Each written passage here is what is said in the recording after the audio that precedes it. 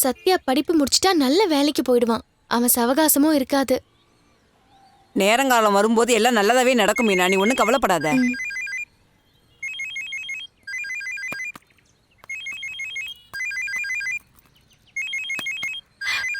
சீதா தாங்க கூப்பிடுறா.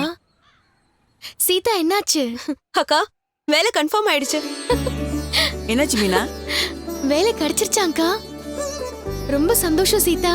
ஆமாக்கா, அக்கௌண்டன்ட் நாளையில இருந்து ஜாயின் பண்ண சொல்லிருக்காங்க. 6 மாசத்துக்கு ப்ரொபேஷன் டைம். என்னோட வர்க்க பார்த்துட்டு அதுக்கப்புறம் பெர்மனன்ட் பண்ணிடுவாங்க.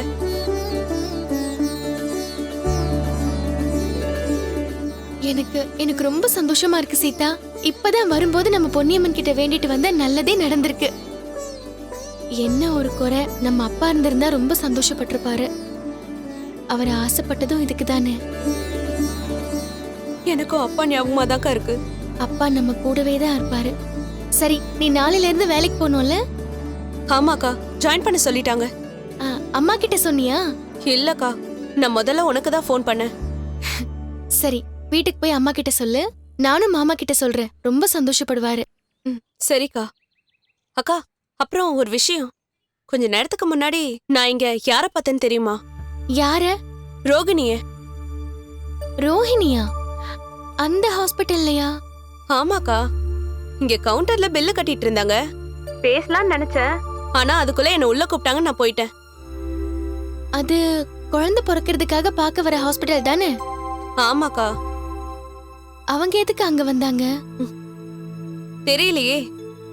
இங்க பொதுவா குழந்தை சம்பந்தப்பட்ட விஷயத்துக்கு தான் வருவாங்க.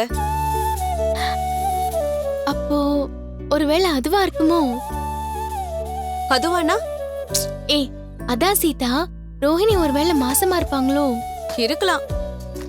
அதுக்காக கூட செக்அப் பண்ணிட்டு போயிருக்கலாம். அவங்க முகமே கொஞ்ச நாளா ஒரு மாதிரி தான் இருக்கு.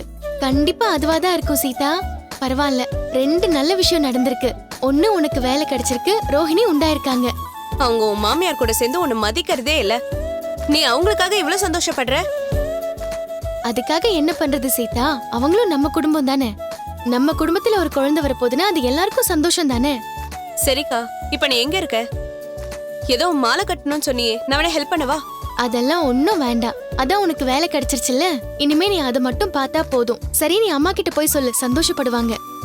சரிக்கா, நான் வைக்கிறேன்.